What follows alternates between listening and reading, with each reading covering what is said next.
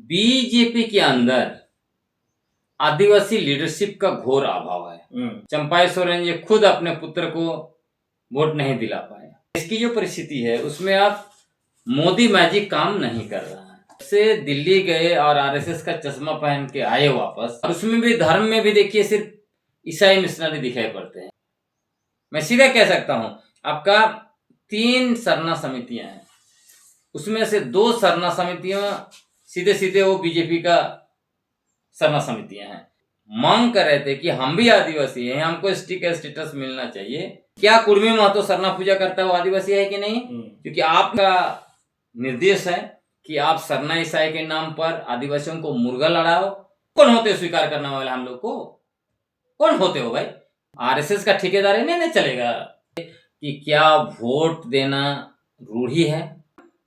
रूढ़ी प्रथा पर खूब लेक्चर दे रही थी। जैसे ही जो है मेयर का पद में बैठी, मलाई मिल गया, अभी रूढ़ी प्रथा मुंह से साइड हो। आरएसएस का एजेंडा में आप चलेंगे, आप मिट जाएंगे।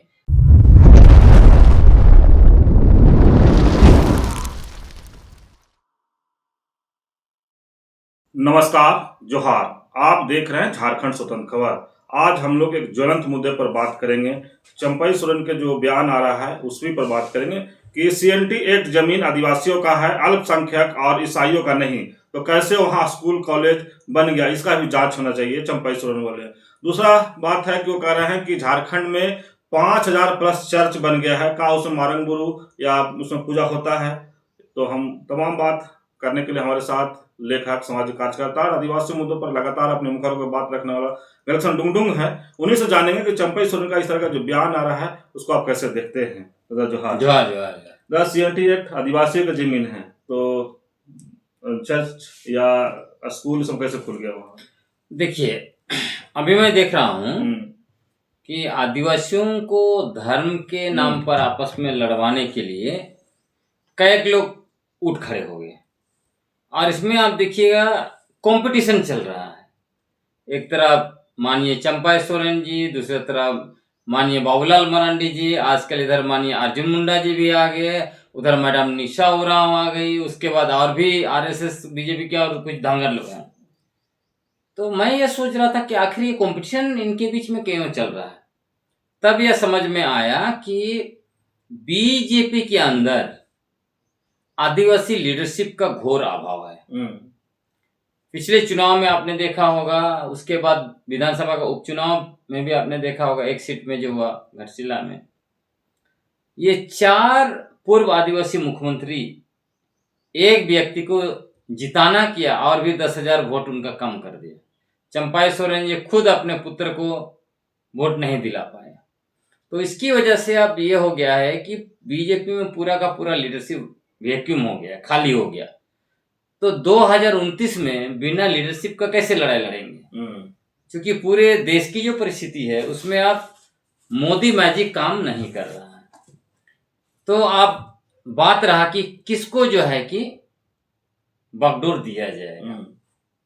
अब इसी में आप देखिएगा, क्योंकि मानिए बाबूलाल मरांडी जी, वो तो कुतुब मीनार से कूद गए तो गिरे बीजेपी में, कूदना कहीं और था। उस गिरे बीजेपी में, लेकिन बीजेपी को कोई फायदा नहीं हुआ, बीजेपी को नुकसान हुआ। तो अब बीजेपी बाबूलाल मरांडी जी को लीडरशिप देने की स्थिति में नहीं है। आज ना कल उनका लीडरशिप छीना जाएगा।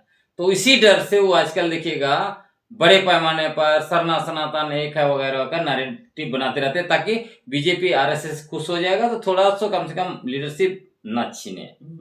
दूसरी तरफ अभी राज्यसभा को लेकर आपने देखा कि सबसे आगे नाम जो दिख रहा है वो अर्जुन मुंडा जी का दिख रहा है। तब चंपाई सोरेन जी को लग रहा है ऐसे कैसे हो सकता है। तब वो जो है इसीलिए अभी लगातार सिर्फ ईसाई मिशनरी कर रहा है। नहीं तो आप खुद सोचिए, 5 महीना ये व्यक्ति खुद झारखंड का मुख्यमंत्री था, कभी कुछ किया उसको लेकर?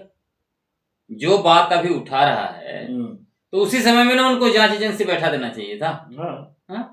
और मैं ये भी आपको बताना चाहता हूं, ये आदमी जब से दिल्ली गए और आरएसएस का चश्मा पहन के आए वापस, तब से उनको आंख में पता नहीं क्या हुआ, सिर्फ धर्म दिख रहा है। और उसमें भी धर्म में भी देखिए सिर्फ ईसाई मिशनरी दिखाई पड़ते हैं, ईसाई मिशनरी उनके चर्चेज दिखाई पड़ते हैं। मतलब इधर 5,000 चर्च दिखाई पड़ रहे हैं, लेकिन वहीं पर 50,000 मंदिर बन गए, वो नहीं दिखाई पड़ रहा है। और बहुत सारे ऐसे मंदिर हैं जो सरना स्थलों को कब्जा करके बनाया गया है। जैसे आप राजरप्पा मंदिर देखिए, वो संतालों का जो दिसावली था उसको कब्जा कर लिया गया। इधर देवड़ी मंदिर देख लीजिए, उधर जो मुंडाओं का था उसको भी कब्जा कर लिया गया। इधर जो है कि पहाड़ी मंदिर देख लीजिए। तो ऐसा गिनवाइएगा तो सब कुछ सरना स्थलों को कब्जा करके सीधे उसको मंदिर बना दिया गया, सरना को सनातन में समाहित कर दिया गया।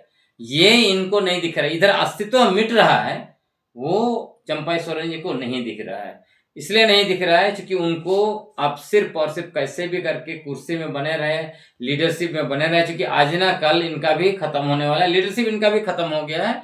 तो यही कंपटीशन, तो ये कंपटीशन चल रहा है। इसलिए समाज को, आदिवासियों को, आदिवासी समुदायों को आपस में लोग बांटने के लिए पुरजोर कोशिश लगाए हुए हैं। लेकिन दादा इस सरना पूजा करते हैं वही आदिवासी हैं क्या? अच्छा, इसमें और एक जोड़ता हूँ, आपने जो कहा कि सीएनटी को भी लेकर सवाल उठाया। हाँ, सीएनटी। मुझे लगता है कि ये व्यक्ति ना मुख्यमंत्री तो बन गए थे, इतना लंबा पॉलिटिकल अनुभव है, लेकिन ये पढ़ाई लिखाई नहीं करते, इनको पता कुछ भी एबीसीडी नहीं पता है, ना इनको इतिहास पता है, ना भूगोल पता है, ना कानून की जानकारी है। इसी जो सीएनटी कानून है उसी में व्यवस्था है, जो भी झारखंड में बना है सब कानून के दायरे में बना है। और सबसे बड़ी बात, सीएनटी का ड्राफ्ट बनाने वाला एक जो है कि ईसाई मिशनरी फादर जेबी हॉफमैन। अगर इनको ईसाई मिशनरियों से इतना ही नफरत है तो मानिए चंपाई सोरेन को सीएनटी एक्ट खत्म करने के लिए उनको मांग करना चाहिए था। वो मांग करें कि सीएनटी एक्ट तो एक ईसाई मिशनरी ने ड्राफ्ट किया, इसलिए उसको मिटा दिया जाए, उसको खत्म कर दिया जाए, है ना। तो ये व्यक्ति पढ़ते लिखते नहीं है। अभी क्या हो रहा है, ये भी आरएसएस का हेडक्वार्टर नागपुर से जो भी आदेश मिलता है उसी के आधार पर माननीय चंपाई सोरेन इधर झाल बजाते रहते हैं। और उनको लगता है, कभी कभी नागपुर नाराज हो जाता है, दिल्ली नाराज हो जाता है, तो उनको खुश करने के लिए भी कुछ कुछ नैरेटिव गढ़ते रहते हैं। लेकिन माननीय चंपाई सोरेन के द्वारा जो भी नैरेटिव बनाया जा रहा है वो सब फर्जी है। मतलब बीजेपी के जितने भी नेता हैं या उनके धांगर हैं, वो सब कुछ फर्जी नैरेटिव चलाते रहते हैं। जहां तक आपने कहा कि कुछ लोग नैरेटिव आजकल ये भी बनाना शुरू किए हैं, कह रहे हैं कि जो आदिवासी सरना पूजा करता है वही आदिवासी। मतलब ये पूरा का पूरा आरएसएस का जो एजेंडा है कि आदिवासियों को धर्म के आधार पर फिक्स कर दो, उसी एजेंडा को लोग चला रहे हैं। और उसमें भी देखिएगा कहीं ना कहीं से वही लोग हैं जो ये नैरेटिव फैला रहे हैं जिनका जुड़ाव बीजेपी से है। मैं सीधा कह सकता हूं, आपका 3 सरना समितियां हैं, उसमें से 2 सरना समितियां सीधे सीधे वो बीजेपी का सरना समितियां हैं। अब एक बबलू मुंडा जिसके अध्यक्ष हैं और एक का अध्यक्ष फुलचंद तिर्की।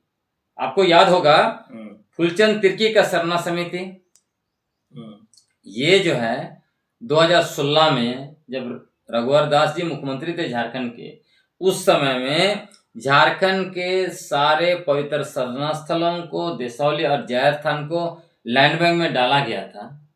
उस समय में क्या फुलचंद तिर्की ने आवाज उठाया? नहीं उठाया। मुंह में उनका दही जमा होता। इन्हीं का केंद्रीय सरना समिति अभी नैरेटिव बना रहा है कि जो सरना पूजा करते हैं सिर्फ वही आदिवासी है। मैं तो इनसे पूछना चाहता हूँ, इनका पूरा टीम से पूछना चाहता हूँ, क्योंकि ये लोग, इनके टीम में से ही लोग, जब कुर्मी महतो लोग मांग कर रहे थे कि हम भी आदिवासी हैं, हमको एसटी का स्टेटस मिलना चाहिए, तब ये पुरजोर विरोध कर रहे थे। हम लोग तो कर ही रहे थे, ये लोग भी विरोध कर रहे थे। तो इनको तो विरोध नहीं करना चाहिए। इसलिए नहीं करना चाहिए, जब एक तरफ आप नैरेटिव बना रहे हैं कि जो सरना पूजा करता है वही आदिवासी है, तो बहुत सारे कुर्मी महतो सरना पूजा करते हैं, तो स्वतः आदिवासी बन गए ना। इनके अनुसार तो वही हुआ। उसी तरह से देखिएगा बहुत सारे गैर आदिवासी आजकल जो झारखंड में रह रहे हैं, आदिवासियों का जमीन खरीद लिया और आदिवासियों से सटने के लिए कोई लोग सरना पूजा भी कर रहे हैं। तो क्या उन गैर आदिवासियों को ये लोग आदिवासी घोषित करेंगे? सवाल है ना। आप उनसे मिलेंगे तो जरूर पूछिए कि क्या जो गैर आदिवासी सरना पूजा करता है वो आदिवासी है कि नहीं है, क्या कुर्मी महतो सरना पूजा करता है वो आदिवासी है कि नहीं है। क्योंकि आपने जो नैरेटिव बनाया है उसके अनुसार तो ये आदिवासी है।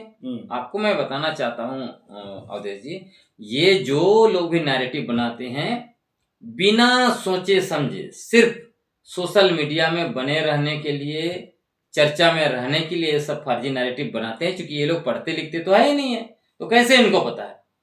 अब सवाल है कि आदिवासी कौन है। इसको लेकर 3 डीएनए रिपोर्ट आ चुका है 2018 में, 19 में और 24 में। वो क्या कह रहे हैं, तीनों डीएनए रिपोर्ट ये बता रहे हैं कि भारत में सबसे पहले हंटर और गैदरर्स निवास करते थे, मतलब शिकारी और संग्रहकर्ता। उसको और भी थोड़ा सरल करेंगे तो जो लोग जंगलों में शिकार करते थे और कांद मूल फल फूल इकट्ठा करके अपनी आजीविका चलाते थे, ये लोग कौन थे। ये लोग निश्चित रूप से आदिवासी थे, ये डीएनए रिपोर्ट बोलता है। तो जो भी हमारे पुरखे भारत में 65 से 70 हजार साल पहले आए, यहाँ रहते थे, जिन्होंने शिकार किया, कंदमूल फल फूल चुन के जिंदा रहा, उनके वंशज आज किसी भी धर्म को मानते हैं, वो मतलब नहीं है, वो सब के सब आदिवासी हैं। इसीलिए पूरी दुनिया में आदिवासी पहचान को किस तरह से रखा गया है, आदिवासी पहचान को एथनिक आइडेंटिटी कहता है। हम लोग कबीलायत लोग हैं, एक एथनिक ग्रुप हैं, एथनिसिटी में हम लोग आते हैं। हम लोग कास्ट में नहीं आते हैं, वर्ण और जाति व्यवस्था में नहीं आते हैं। इसीलिए हम लोग एक अलग एथनिक ग्रुप हैं। तो हमारा एथनिक आइडेंटिटी है, दूसरा हमारा कल्चरल आइडेंटिटी है, और तीसरा जो है हमारा वो जो है वो लिंग्विस्टिक आइडेंटिटी।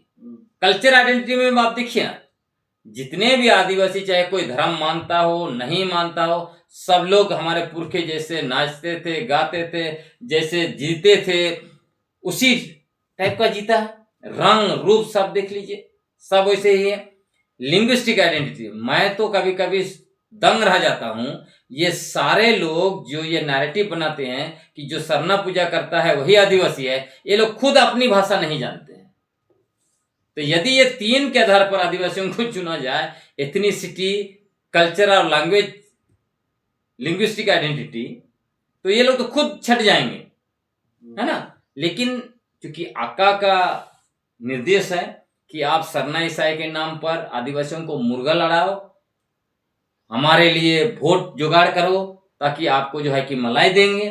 तो आपको मैं बताता हूं, जो भी धर्म के नाम पर, सरना ईसाई के नाम पर, डिलिस्टिंग के नाम पर किसी तरह से आदिवासियों को आपस में बांटता है, आदिवासियों को लड़वाता है, मुर्गा लड़ाई करवाता है, वो लोग सिर्फ और सिर्फ अपनी फायदा के लिए, वो लोग अपना फायदा कमाना, उनको पद चाहिए, पैसा चाहिए, कुर्सी चाहिए, इसी के लिए ये सब चीजें करते हैं।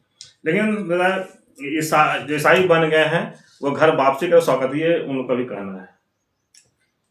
यही तो मैं कह रहा हूं कि ये जो लोग कह रहे हैं, नैरेटिव बना रहे हैं कि जो सरना पूजा करता है वो आदिवासी है, बाकी नहीं है, तो इनको यह भी बताना पड़ेगा ना, धरती आबा भगवान बिरसा मुंडा सरना पूजा को त्यागा, बोंगा प्रथा की पुरजोर आलोचना की, बलि प्रथा की आलोचना की, और वो व्यक्ति पूजा में आ गए, तब ना खुद को भगवान घोषित किया।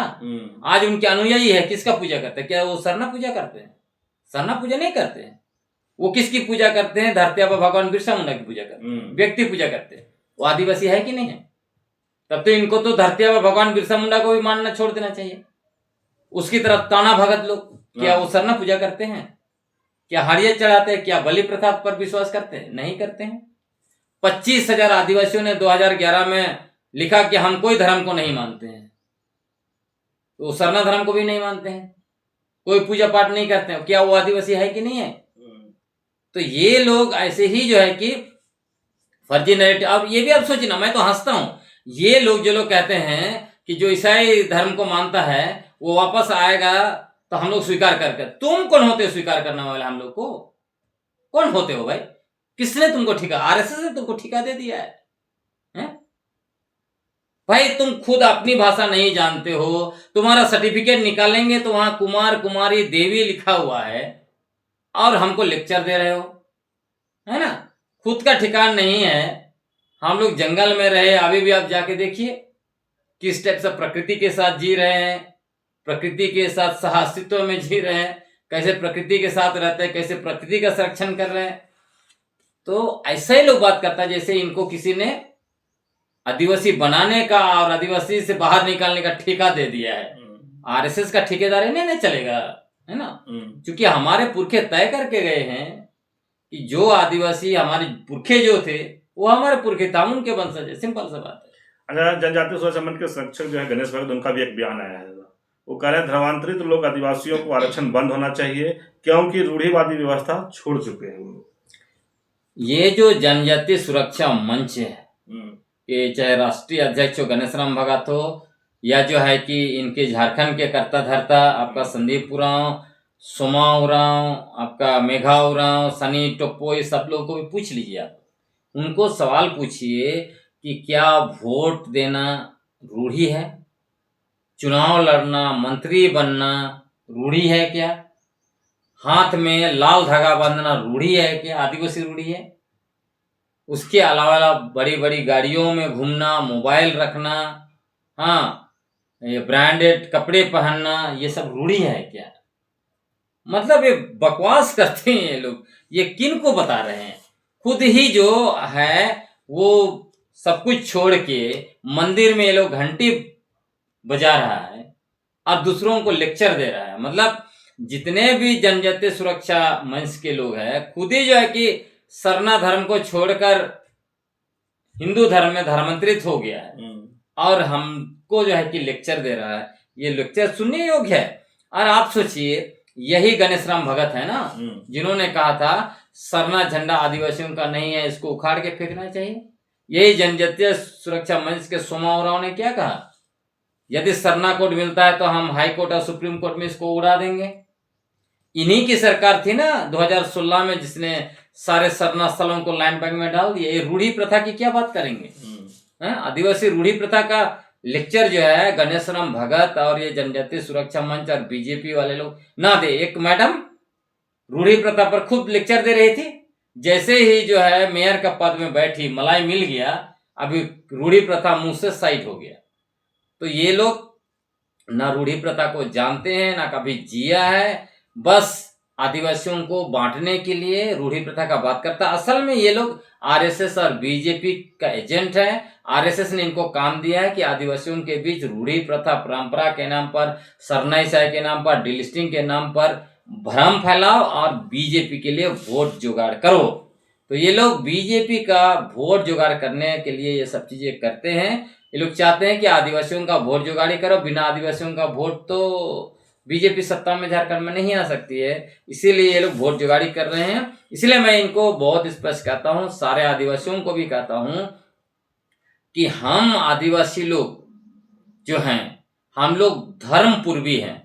जब भारत देश में भगवान पैदा ही नहीं हुए थे तब से हमारे पुरखे यहाँ पे रह रहे थे, इसलिए हम लोग धर्मपूर्वी वाले लोग हैं। आदिवासियों को धर्म में फिक्स करने की जो आरएसएस की एजेंडा है, उस एजेंडा पर आप लोग मत चलिए। आरएसएस का एजेंडा में आप चलेंगे, आप मिट जाएंगे। आरएसएस हम लोगों को धर्म के नाम पर, सरनाईसाई के नाम पर आपस में लड़वाता है और हमारी मूल आदिवासी पहचान को वनवासी के रूप में फिक्स करना चाहता है। वनवासी मतलब सिर्फ आप लोग जंगली हैं, जंगल में रहते हैं, इसके अलावा आपकी कोई पहचान नहीं। जबकि आदिवासी कहते हैं तो हम आदि काल से रहने वाले लोगों के वंशज हैं, भारत के प्रथम निवासी हैं और यहाँ के जल जंगल जमीन के मालिक हैं। ये होता है आदिवासी का मतलब। इसीलिए आदिवासी शब्द को खत्म करते हुए हमारे ऊपर वनवासी शब्द थोपना चाहती है आरएसएस। उसी तरह सरना को सनातन में समाहित करना चाहती है, जो कि आरएसएस को पता है कि हम लोग कबीलाई व्यवस्था से आते हैं, हम लोग एथनिक ग्रुप के लोग हैं, तो हम लोगों को वर्ण और जाति व्यवस्था में डालना चाहते हैं लोग। इसीलिए कहते हैं कि सरना सनातन एक है और हमारी जमीन, हमारा इलाका और हमारा खनिज संपदा, चाहे उसके अलावा वन संपदा या जल संपदा, सब चीज को ये लोग पूंजीपतियों को देना चाहता है, सब चीज को कब्जा करना चाहता है। इसलिए सावधान होइए कि हम लोग सरनाईशाह के नाम पर इधर लड़ते हैं और तब तक क्या होता है, हमारी जमीन पर गैर आदिवासियों का बिल्डिंग बन रहा है, अपार्टमेंट बन रहा है, सब कुछ बन रहा है। उधर नदियों से हमारा बालू ट्रक से चुरा चुरा के लोग लेके जा रहे हैं, हमारा जंगल से टिम्बर काट के लेके जा रहे हैं, हमारा जितना भी चाहे आयरन ओर हो, कोयला हो, बॉक्साइट हो, सब चीज को लेके जा रहे हैं।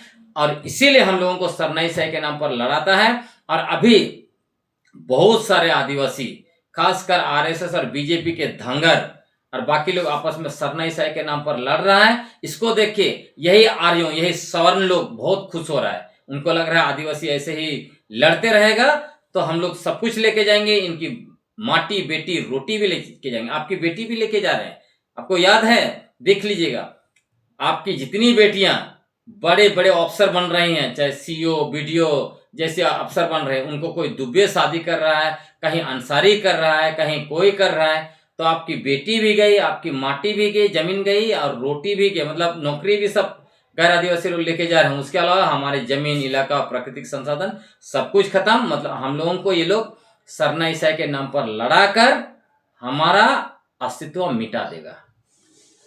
अभी आप सुन रहे थे सामाजिक कार्यकर्ता, लेखक के बाद चंपाई सोरेन या कहें बीजेपी नेताओं का जो बयान था उसी पर अपनी बातों को रख रहे थे कि सीएनटी जमीन आदिवासियों का है तो अल्पसंख्यक और ईसाइयों का नहीं, तो कैसे वहां स्कूल कॉलेज बन गया, इसका जांच होगा।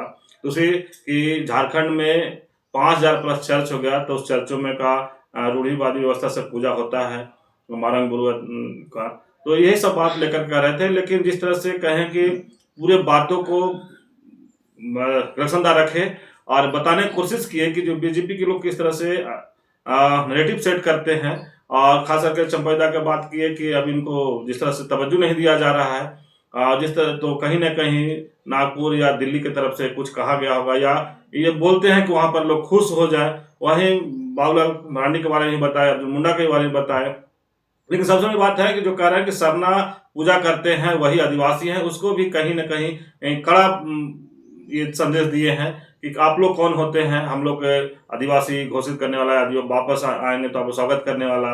तो कहीं ना कहीं कह रहे हैं लोग आरएसएस का ही काम कर रहे हैं कि नेगेटिव सेट कर आदिवासियों को मैंने आपस में फूट डाल रहे हैं। और जिस तरह से कह रहे हैं कि माटी, रोटी, बेटी सब यहाँ से जा रहा है, उस पर किसी को ध्यान नहीं है। तो कहीं ना कहीं आदिवासियों को इस पर सचेत होने की जरूरत है।